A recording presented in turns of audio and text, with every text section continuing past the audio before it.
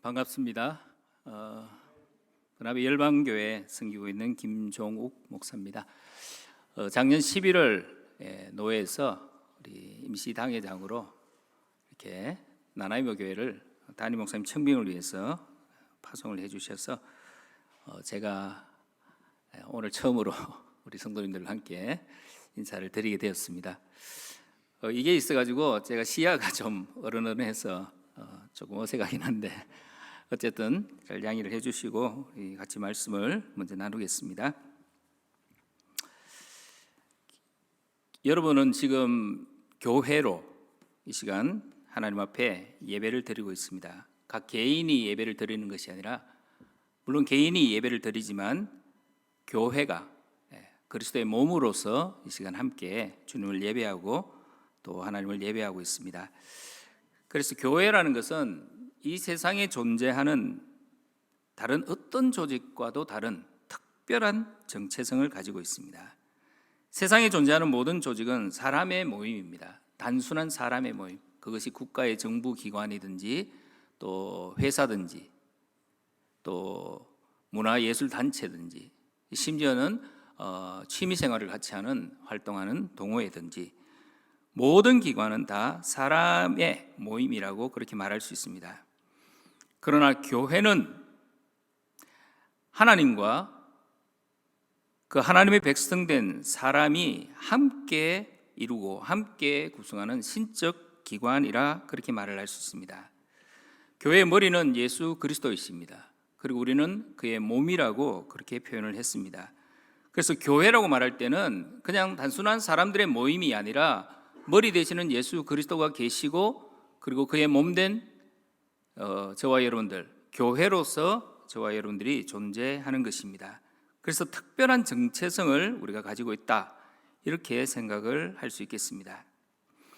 근데 오늘 우리가 읽은 이 본문의 말씀에 예수님께서 내 교회를 세우겠다고 그렇게 말씀하셨습니다. 예수님이 말씀하신 이 교회는 주님의 교회인데 그 교회를 주님이 세우시겠다고 말씀하시면서 이제 이 제자들에게 귀한 말씀을 주신 것입니다.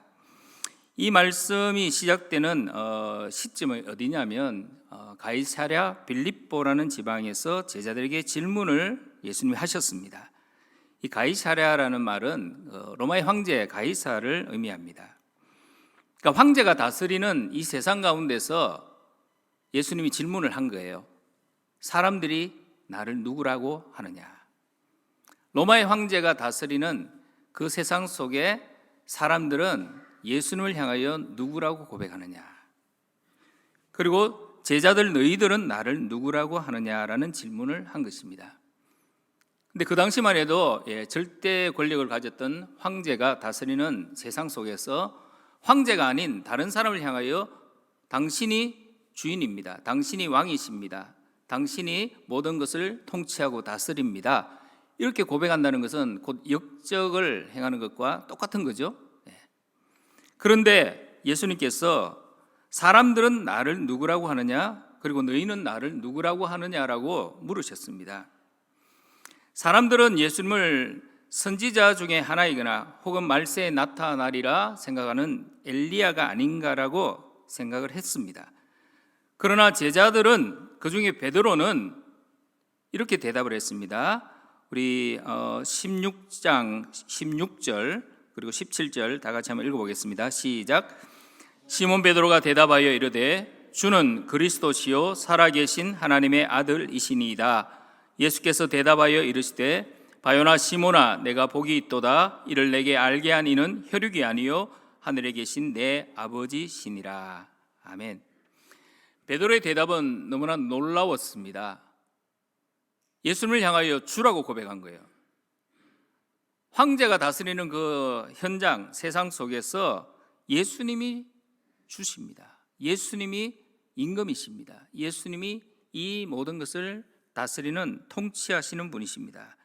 그리스도시요 더 나아가서 살아계신 하나님의 아들이십니다라고 고백을 한 것입니다.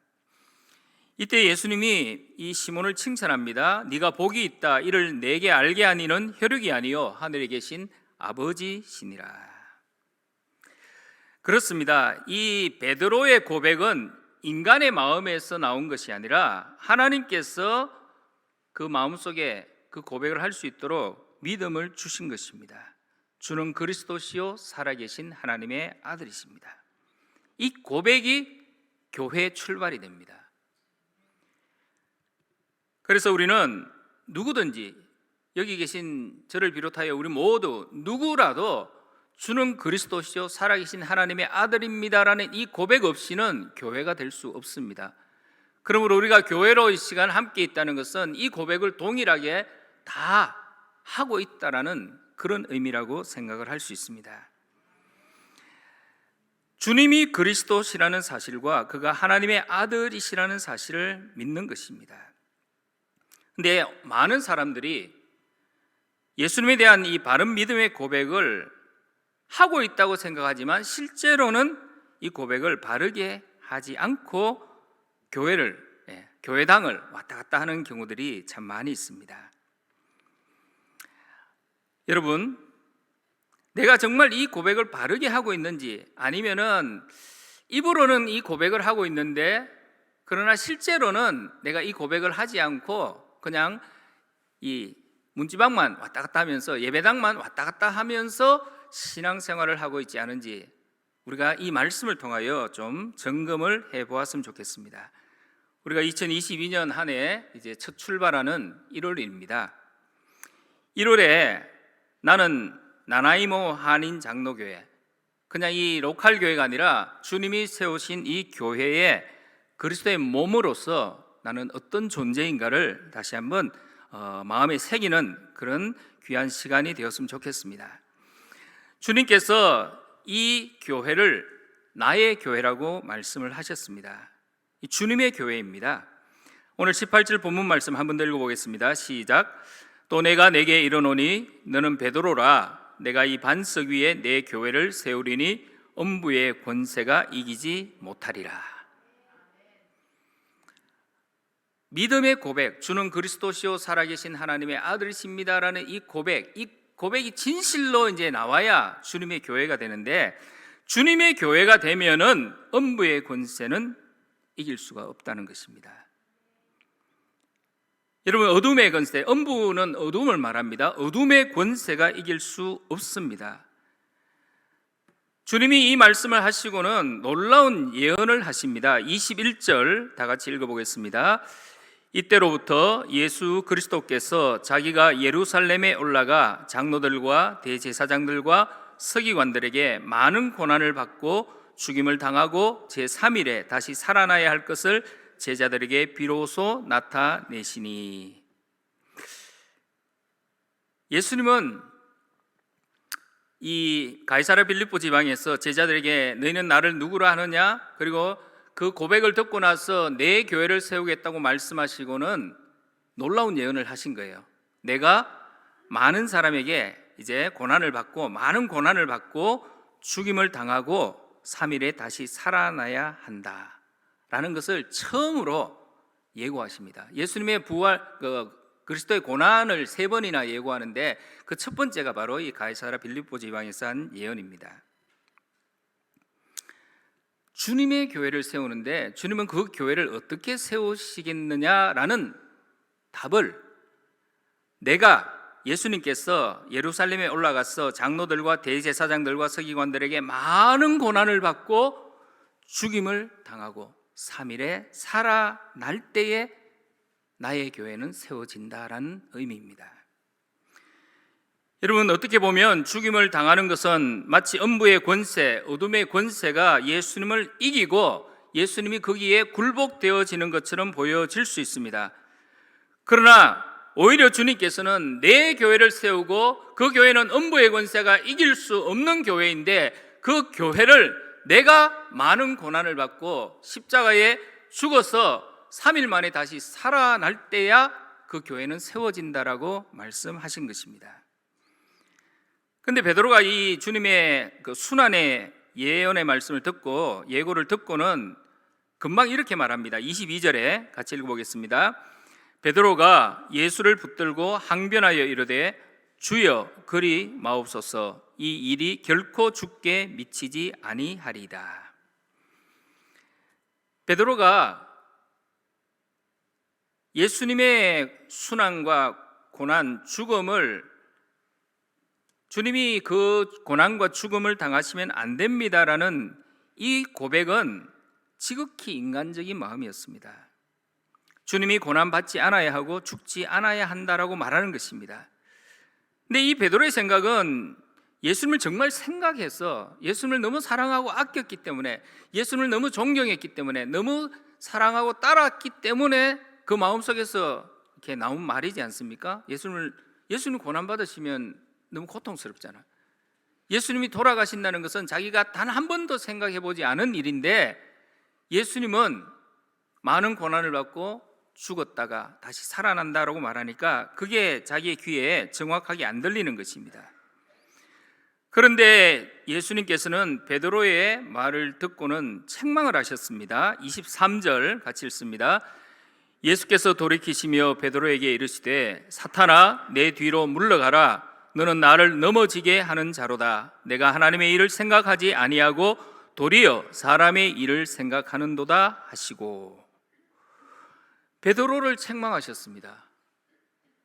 인간적으로 보면 베드로의 말은 틀린 말이 아닙니다. 주님을 너무 아꼈고 사랑했기 때문에 나온 말인데, 그 말을 들으시고는 예수님께서 베드로에게 사탄아 내 뒤로 물러가라. 너는 나를 넘어지게 한다라고 책망하셨습니다. 그리고 네가 하나님의 일을 생각하지 아니하고 도리어 사람의 일을 생각한다라고 책망하셨습니다. 주님이 세우시는 교회, 음부의 권세가 이길 수 없는 교회는 주님이 가지고 있는 생각, 즉 하나님의 생각대로 그리스도가 고난을 받고 십자가에 죽었다가 다시 살아나야만 이루어지는 교회입니다. 그런데 그 하나님의 생각이 아닌 베드로 인간의 생각을 가지고 주님이 고난받으시면 안 되고 주님이 죽으시면 안 되고, 오히려 주님이 살아계셔서 하나님의 아들의 권세를 가지고 능력을 발휘해서 이 모든 어둠의 권세를 물리치셔야 되지 않겠습니까? 라고 생각하는 그 베드로의 마음이 하나님의 마음과 달랐다는 것입니다. 이것이 바로 육신의 일을 생각하는 마음이 되는 것입니다. 이사야 55장 8절 9절 우리 같이 한번 읽어보겠습니다. 이는 내 생각이 너희의 생각과 다르며 내 길은 너희의 길과 다름이니라. 여호와의 말씀이니라. 이는 하늘이 땅보다 높음같이 내 길은 너희의 길보다 높으며 내 생각은 너희의 생각보다 높음이니라. 아멘. 주님의 마음, 하나님의 마음은 예수님이 고난받고 십자가에 죽어야 하는 것입니다. 그것이 구원을 이루는 길이며, 그것이 주님의 교회를 세우는 길이며, 그것이 음부의 권세를 이기는 길입니다. 그래서 주님께서는 나는 그 교회, 내 교회를 세우기 위하여 내가 고난받고 십자가에 죽었다가 다시 살아나겠다라고 말씀하신 거예요. 그런데 베드로는 주님이 죽으시면 안 되고 고난받으시면 안 되고 오히려 하늘의 큰 권세와 능력으로 이 어둠의 권세를 물리치셔야 되지 않습니까?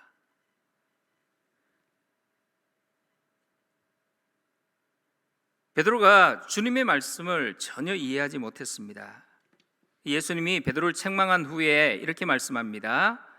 마태복음 16장 24절 25절 다 같이 읽어보겠습니다. 시작. 이에 예수께서 제자들에게 이르시되 누구든지 나를 따라오려거든 자기를 부인하고 자기 십자가를 지고 나를 따를 것이니라. 누구든지 제 목숨을 구원하고자 하면 이럴 것이요 누구든지 나를 위하여 제 목숨을 잃으면 찾으리라. 아멘. 주님은 자신의 목숨을 많은 사람의 대속물로 내어줌으로 그리스도 구원자가 되십니다. 그리고 주님은 주님의 교회를 세우십니다. 다시 말해서 주님은 스스로 자기를 부인합니다.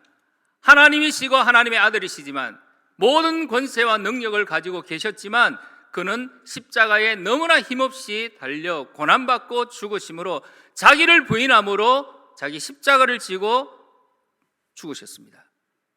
그리고 주님의 교회를 세우셨습니다. 동일하게 저와 여러분들이 그리스도의 몸이 되고자 한다면, 저와 여러분들이 주님의 교회에 그리스도의 몸된 교회가 되고자 한다면 주님이 하신 말씀처럼 자기를 부인하고 자기 십자가를 지고 주님을 따를 때 이 교회는 주님의 교회가 되는 줄 믿습니다. 여기에 역설이 있습니다. 오늘 저와 여러분, 제가 아까 주는 그리스도시요 살아계신 하나님의 아들입니다라는 이 고백을 우리는 입으로 다 하고 있는 것처럼 생각이 되어지지만, 정작 오늘 이 24절의 말씀처럼 내가 정말 주는 나의 주 나의 하나님이시고 주는 그리스도시요 살아계신 하나님의 아들입니다, 이 고백이 의미하는 바는 뭡니까? 나를 부인하고 자기 십자가를 지고 주님을 따를 때 그 고백이 진실하다는 것입니다.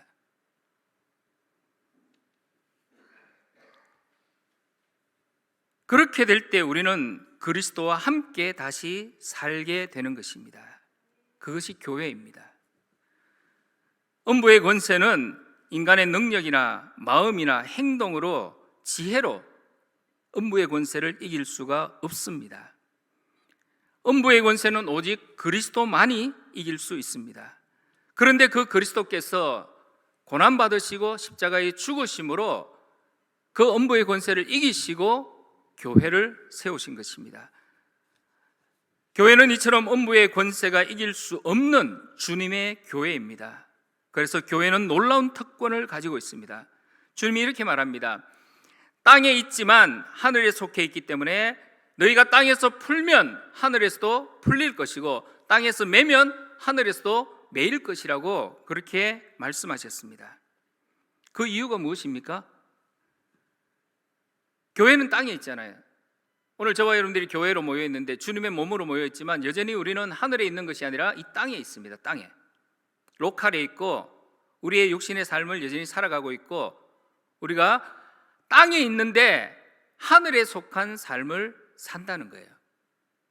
땅에 있는 교회지만 하늘에 속한 교회의 삶을 사는 것입니다. 주님의 몸으로서의 삶을 사는 것입니다.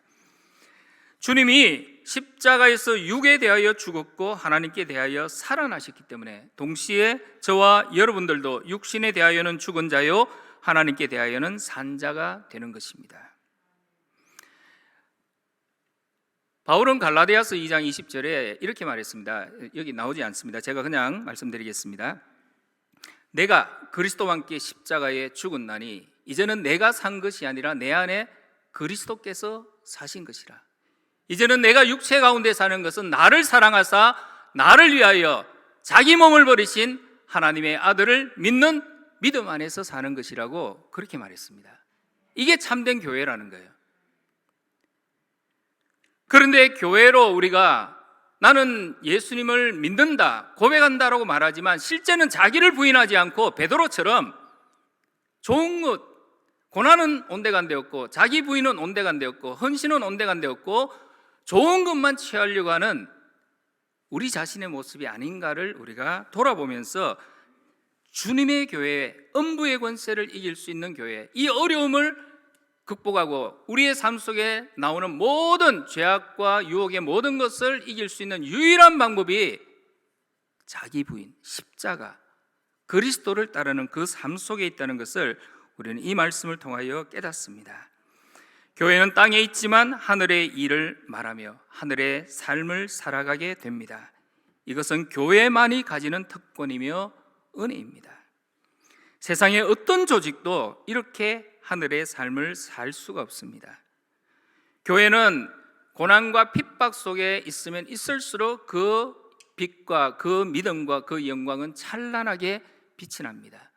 그러나 교회가 평안과 안일함과 세속의 쾌락 가운데 빠져들면 빠져들수록 교회는 그 빛과 그 믿음과 그 영광은 점점 없어지고 세속화되어 가고 타락해져 갈 수밖에 없습니다.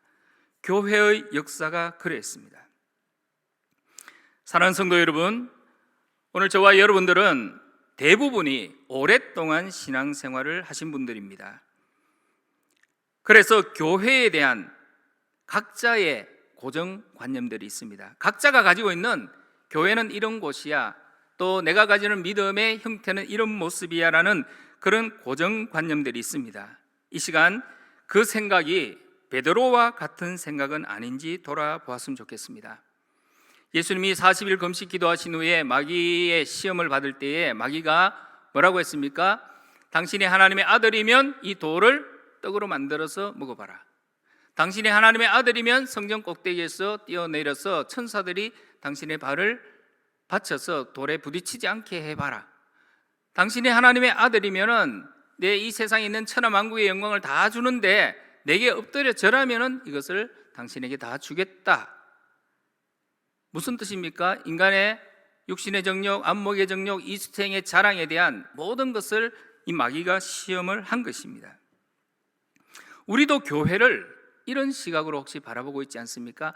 하나님의 아들이면 돌을 가지고 떡을 만들어 먹으면 훨씬 편리하잖아요. 편리할 뿐만이 아니라 이것이 옳은 방법이라고 생각할 수 있습니다.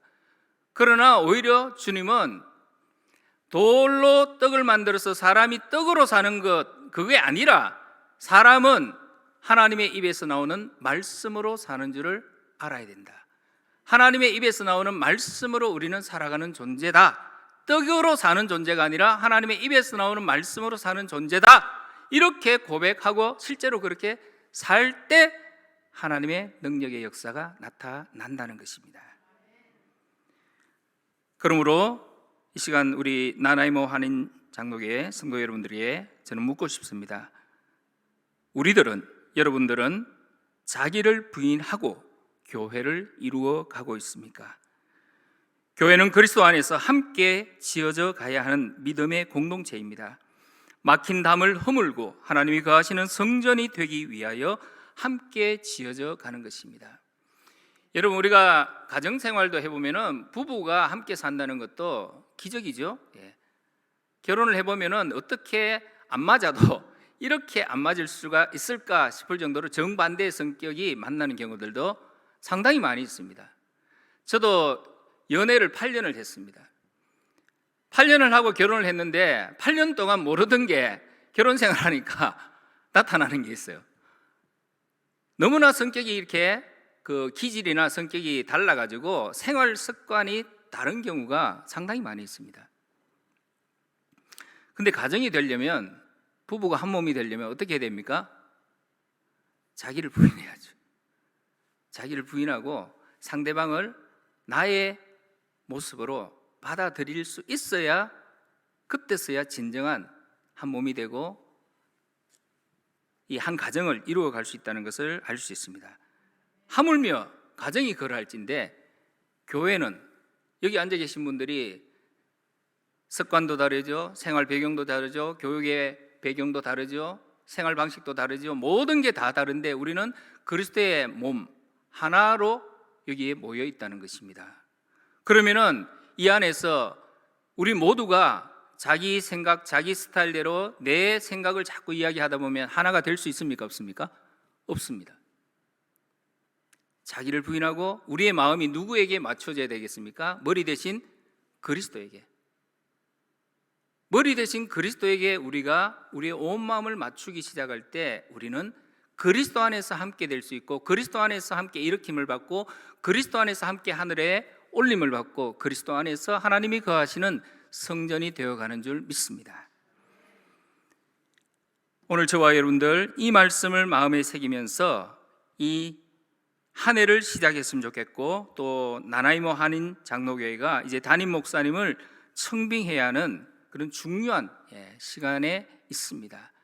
팬데믹으로 인해서 많은 시간 이렇게 담임 목사님을 우리가 세우지 못했지만, 그러나 금년에는 정말 주님의 교회를 세우는 마음으로 주님을 위하여서 주님의 뜻이 이루어지도록, 우리의 모든 생각이 아니라 주님의 뜻이 이루어지도록 우리는 하나님 앞에 믿음으로 나아갈 때 하나님께서 예비하신 너무나 귀하신 목사님을 이 교회에 모실 줄 믿습니다. 주님이 말씀하셨습니다. 내가 세상을 이기었노라 말씀하셨습니다. 그렇습니다. 주님의 교회는 음부의 권세가 이기지 못합니다. 그래서 우리가 이 말씀을 마음에 새기면서 주님 앞에 나아가고 주님 앞에 기도하고 주님 앞에 예배하기 시작할 때 하나님께서는 이 지역 가운데 세상을 밝히는 빛으로 나나이모 한인교회를 세울 것이고, 그 속에 또 사랑하는 담임 목사님, 그리고 사랑하는 모든 성도님들을 통하여서 주님이 영광을 받으실 줄 믿습니다.